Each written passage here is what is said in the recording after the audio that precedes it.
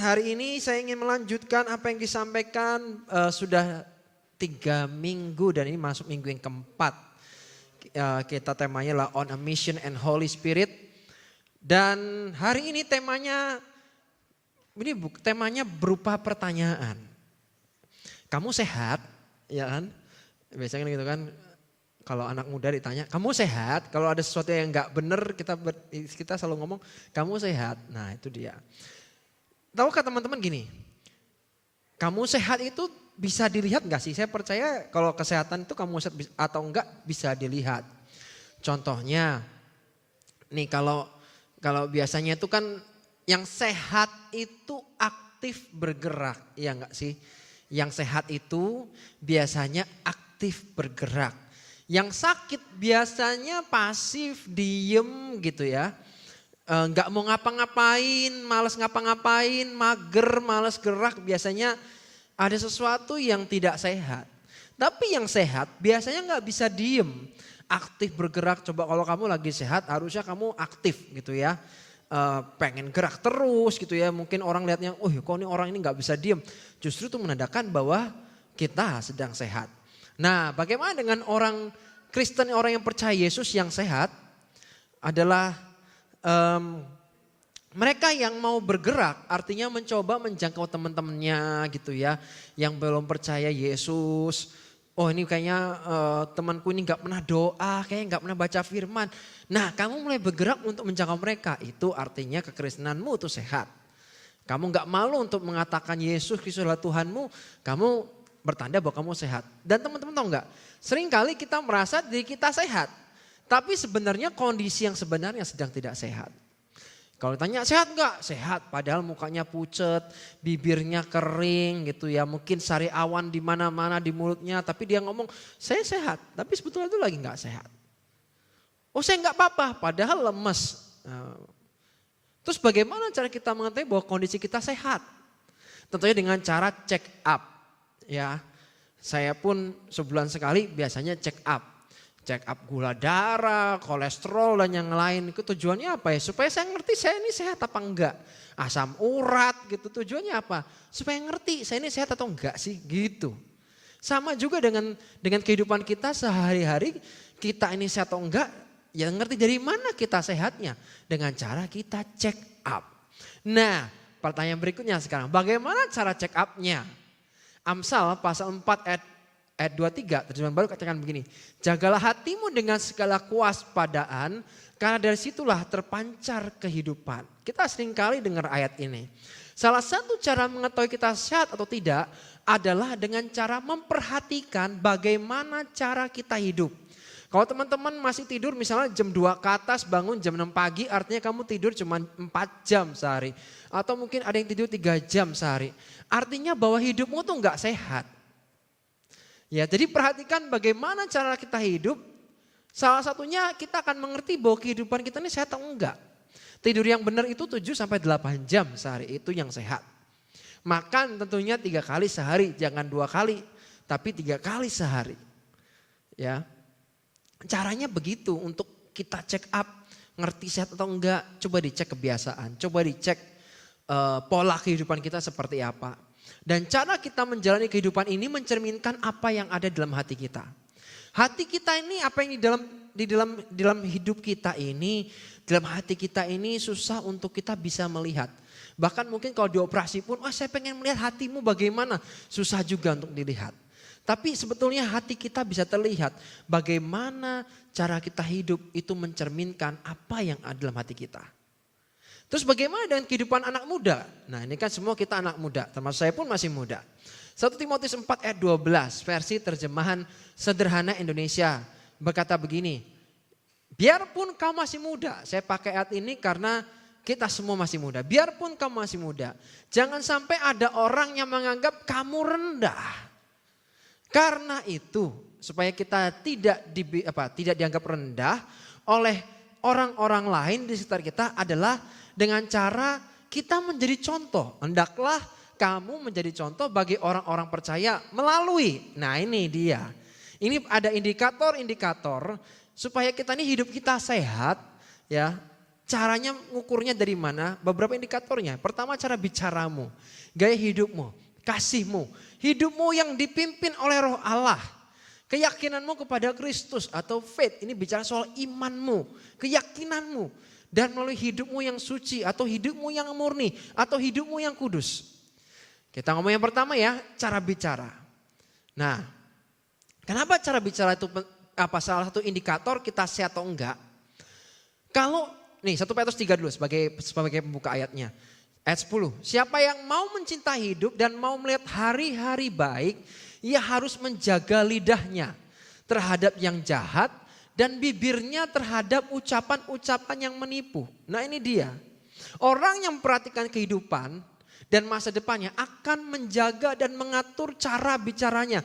Jadi teman-teman yang mungkin masih bahasa Jawa tuh keluar umpatan ya atau keluar makian. Oh dasar kamu gajah, ontah, jerapah dan yang lain. Itu caramu berkata-kata itu padahal itu menentukan masa depanmu kelak one day akan jadi seperti apa. Ya. Hidup kita dikuasai lidah kita ngomong apa kita akan makan buahnya loh. Jadi kita harus hati-hati menjaga mulut kita, jaga perkataan kita. Bagaimana cara kita berbicara. Terkadang gini, teman-teman mungkin maksudnya baik. Tapi cara penyampaiannya salah, cara bicaranya salah. Sesuatu yang baik yang mau disampaikan berakhir menjadi tidak baik. Nah ini makanya perlu sehat. Kalau hatimu pahit, hatimu penuh dengan kekecewaan. Ketika bicara itu juga bisa ketahuan. Ya, kok ada orang-orang ngomongnya nyelkit, ngomongnya kok nggak enak dan yang lain ya. Kita perlu cross check di situ. Ini orang sehat atau enggak ya. Nah kemudian yang kedua nih, gaya hidup. Dalam Yakobus 5 ayat 5, versi terjemahan sederhana Indonesia katakan begini. Selama hidupmu di dunia ini, kamu sudah terbiasa dengan gaya hidupmu yang mewah. Dan apa saja yang kamu inginkan harus tercapai. Hayo teman-teman, siapa yang di sini yang punya keinginan, ya gaya hidupku, aku pengen gaya hidupku kayak dia. Ya, pengennya yang mewah. Tapi harus tercapai. Dan itu mintanya cepet lagi. Cepetnya harus tercapai cepet-cepet. Jadi akhirnya firman ngomong, kamu sudah menjadi gemuk seperti hewan peliharaan yang siap dipotong. Untuk pesta makan hari besar untuk kamu dipotong sudah tiba. Jadi biasanya hewan yang mau dipotong biasanya diapain? Dikasih makan yang banyak. Tujuannya supaya gemuk. Setelah gemuk terus dipotong.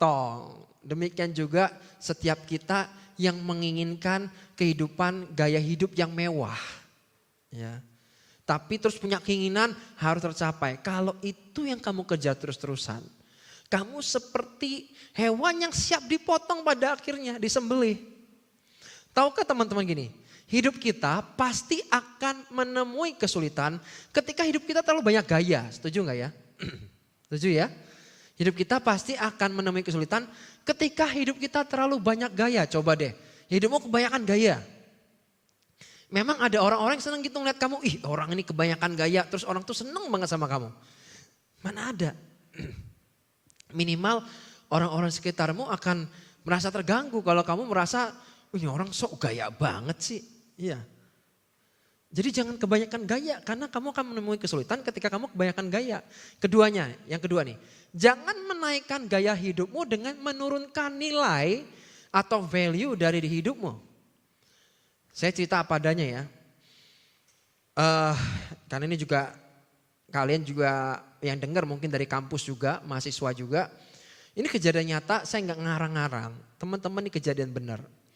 Ada seorang mahasiswi yang rela bahkan menjual dirinya untuk sebuah gaya hidup. Hanya untuk sebuah handphone Galaxy yang terbaru. Dia rela jual tubuhnya. Dia rela jual dirinya untuk sebuah gaya hidup. Supaya mendapatkan mobil, dia rela jual dirinya. So jangan kejar menaikkan gaya hidup dengan menurunkan nilai dari hidupmu sendiri. Engkau menurunkan rasa berhargamu, hidup berhargamu, ya, hanya untuk menaikkan gayamu. Dan hidup itu sebenarnya sederhana. Hidup itu sederhana, hanya gengsi yang membuat hidup jadi rumit. Setuju dengan ini? Hidup itu sederhana, simple. Gengsi. yang terkadang membuat hidup tiba-tiba jadi rumit.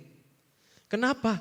Karena kepingin diakui, kepingin supaya orang-orang mengakui kamu, bisa nerima kamu, jadi gengsinya diutamakan. Sebetulnya hidup itu sederhana. Ya. Cuman gengsi itu yang terkadang membuat kehidupan kita tiba-tiba menjadi kerumitan. 1 Yohanes 4 ayat 7-8. Juga ini firman ya tentang kasih. Nah, bicara berikutnya adalah kasih, love. Allah adalah kasih. Saudara-saudaraku yang kekasih, marilah kita saling mengasihi sebab kasih itu berasal dari Allah. Dan setiap orang yang mengasihi lahir dari Allah dan mengenal Allah. Barang siapa tidak mengasihi, ia tidak mengenal Allah sebab Allah adalah kasih. Nah, tadi dikatakan bahwa supaya kita tidak dianggap rendah, Allah dengan memberikan contoh. Contohnya adalah bicara soal love, soal kasih, soal cinta.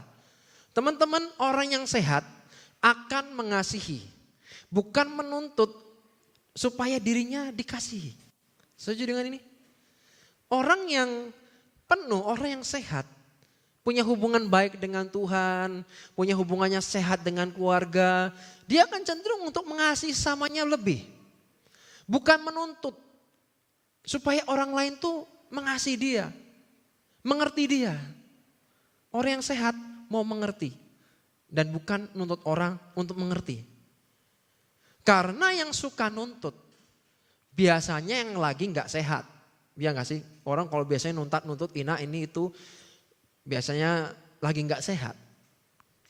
Ya, ada aja. Ya, contoh kalau kalian mungkin kecil gitu ya, sakit maka biasanya rewel. Ya, biasanya kata rewel yang dipakai. Rewel itu nanti nyeleneh gitu, minta yang enggak, nuntut ini, nuntut itu. Ya karena rewel, karena ada sesuatu yang enggak enak di tubuh sehingga susah untuk mengutarakannya, susah untuk mengekspresikannya sehingga rewel. Nah itu biasanya. Kemudian hidup yang dipimpin Tuhan. Nah ini enggak kalah pentingnya. Supaya hidupmu jadi contoh, menjadi sehat, hidupmu harus dipimpin Tuhan. Hidup yang dipimpin itu adalah menyerahkan kepemilikan hidup kita kepada Tuhan dan berhenti untuk hidup semau gue. Ya. Jadi cirinya adalah berhenti untuk semau, ini kan hidup aku. Aku kan masih muda, ya semau aku dong. Ya kalau kamu sadar bahwa kamu nih 1 Korintus 6 ayat 20 terjemahan lama katakan gini. Karena kamu sudah dibeli dengan harga tunai, waduh gak kredit loh, gak nyicil loh tapi tunai. Langsung cash. Sebab itu hendaklah kamu memuliakan Allah dengan tubuhmu. Kita ini sudah dibeli. Hidup kita sudah dibeli Tuhan. Melalui karya penebusan Yesus 2000 tahun yang lalu. Kita ini sudah dibeli. Harganya tunai. Sudah cash. Oleh darah yang mahal. Artinya kita ini kepemilikan hidup kita sudah berpindah ke Tuhan. Artinya kita sudah tidak bisa memiliki kehidupan kita lagi semau-mau kita. Karena biarkan hidup kita dipimpin oleh Tuhan. Berikutnya, bagaimana kita bisa sehat? Ya. Terus berikutnya jadi contoh, faith, iman. Roma 8 ayat 28 versi terjemahan Sederhana Indonesia katakan begini. Sekarang kita boleh yakin bahwa kita semua yang mengasihi Dia, Allah selalu mengatur semua hal yang kita alami dan hadapi. Supaya hal-hal itu menghasilkan kebaikan. Karena kita adalah orang-orang yang sudah dipilihnya sesuai dengan rencananya. Jadi teman-teman gini, kalau terjadi sesuatu, hal-hal yang di luar ekspektasimu, di luar hal-hal yang kamu harapkan terjadi. Sesungguhnya orang yang di luar sana yang belum mengenal Yesus ingin melihat keyakinanmu, percayamu, ingin melihat imanmu. Bagaimana kamu berpegang teguh pada Kristus. Percaya kepada Yesus walaupun kondisinya tidak mudah, walaupun kondisinya sulit, walaupun doamu gak dijawab, walaupun kamu butuh mujizat tapi belum nyampe, tapi di situ bisa gak kamu berkata Tuhan, aku percaya bahwa segala sesuatu akan mendatangkan kebaikan buat saya. Pada akhirnya ujung-ujung mendatangkan kebaikan. Nah ini orang lain melihat. Jadi ketika orang lain melihat, kok kayaknya hidup kamu tuh kok nggak ada masalah gitu. Hidup kamu kok rasanya kok kayak baik-baik aja gitu. Apa emang kamu ini nggak ada masalah? Saya seringkali kalau ketemu orang ditanyain hidup kamu tuh kayak nggak punya masalah ya. Kata siapa saya nggak punya masalah? Itu Ketemu mesti senyum. Ya memang harus senyum lah, terus kalau nggak senyum mau apa? Gitu loh. Memang harus senyum. Karena saya percaya bahwa kalau sekalipun saya ada masalah, Tuhan pasti tolong saya. Itu faith, itu iman. Berikutnya nih, bicara soal purity, kemurnian. Matius pasal 5 ayat 8, terjemahan sederhana Indonesia katakan begini. Sungguh diberkati Allah, orang-orang yang tulus hati, karena mereka lah yang akan selalu memandang Allah. Ini dia, purity bicara soal kemurnian, bicara soal ketulusan. Ya, bicara soal ketulusan, kita ini harus menjaga hati kita tetap murni. Kita harus tulus dengan orang lain. Ini ketulusan itu jadi sekarang itu jadi barang langka di dunia ini. Jadi kalau kamu punya ketulusan, kalau kamu punya kemurnian, gak ada modus di hatimu. Saya percaya itu jadi barang langka dan one day hidupmu kamu akan mengerti betapa yang kamu miliki ini, kemurnian, ketulusan yang kamu punya ini, itu adalah value yang berharga yang ada dalam kehidupanmu yang besok akan bawa kehidupanmu menjadi seperti apa yang Tuhan janjikan, masa depan yang indah, penuh pengharapan akan terjadi. Matius pasal 10 ayat 16, terjemahan baru katakan gini, lihat, aku mengutus kamu seperti domba di tengah-tengah serigala. Sebab itu hendaklah kamu cerdik seperti ular dan tulus seperti merpati.